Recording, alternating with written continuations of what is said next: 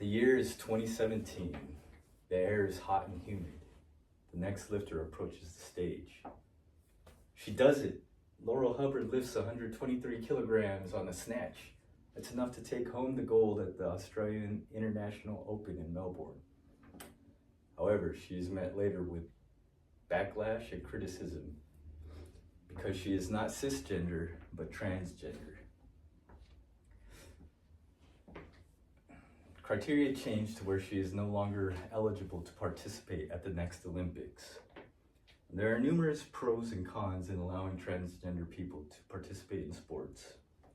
After reading several articles, such as Susan Shaw's What Really Matters in Sports, printed on July 14, 2024, and articles like Andrea Bianchi's Journal on the Philosophy of Sports, published in 2017, and watching several interviews, including Christina Hall's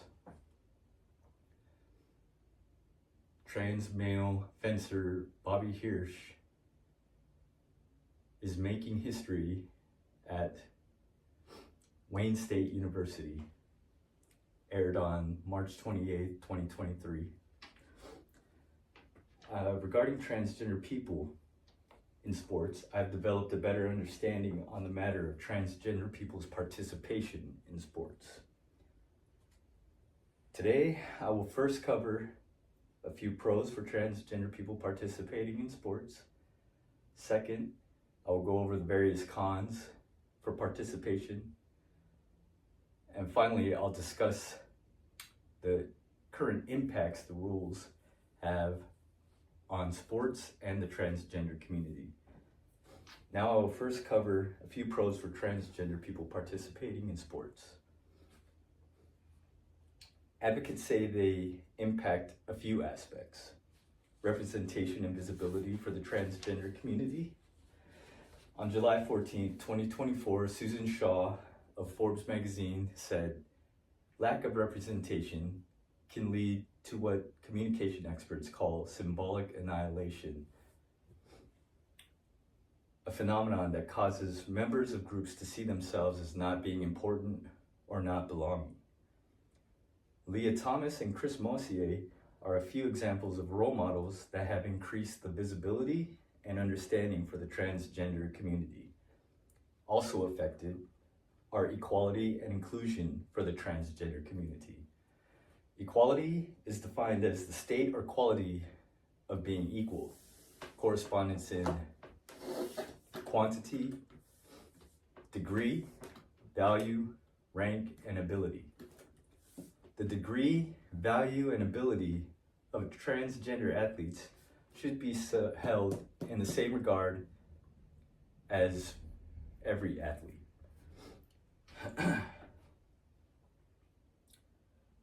The magazine Gender Justice on February 27, 2025 wrote, "Inclusion reflects the true spirits of sports. Unity, opportunity, and celebrating human potential. By including trans athletes, we bring new stories of perseverance and triumph. The physical and mental health of the athlete is also impacted." Now that I've covered a few pros for transgender people participating in sports, let me go over my second point, which are the various cons. There are a few categories impacted by the cons of transgender people participating in sports. There are enforcement and policy challenges, along with the ongoing debate about whether transgender athletes should be allowed are the ever-changing policies included. On January 2nd, 2024, Raul Picasso states in Inside the Biz magazine, "Transgender athletes who had previously been eligible will not be eligible for Paris 2024 Games, Laurel Hubbard included." Cons say there is the competitive advantage and fairness between cisgender and transgender. There have been competitive issues arguing that physiological differences create competitive imbalances.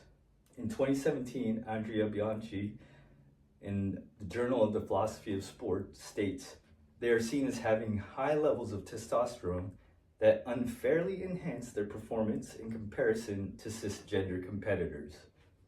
Additionally, there's athlete and public backlash, like my intro story stated. I have so far covered, first, a few pros for transgender people participating in sports. Second, the various cons for transgender participation. Now, in my final point, I'll discuss the current impact the rules have on sports and the transgender community. The impact these solutions have on the competitive fairness of sports are milestones that still have no end in sight. On February 11, 2025, the magazine website Littler.com relays President Trump's latest order stating it is the policy of the United States to rescind all funds from educational programs that deprive women and girls of fair athletic opportunities and oppose male competitive participation in women's sports more broadly. School sports teams will receive less funding if found in violation of Title IX, a federal civil rights law prohibiting sex discrimination. Trump has basically declared he only recognizes people as men and women. Transgender women are being moved into men's prisons. I digress. In conclusion, we see the debate over transgender participants is an ongoing issue that does not have enough data as of yet to draw solid lines between competition. In this speech, I have covered the following main points. First, the pros for transgender people participating in sports. Second, the various cons for transgender participation. And finally, the current impact the rules have on sports and the transgender community. No athlete should be ashamed of who they are. Ask yourself, what is fair? Imagine what these athletes are going through and what they've accomplished so far. Transgender people are participating in sports. There are initiatives to be all-inclusive, and these initiatives impact all of us, be it now or the coming generations.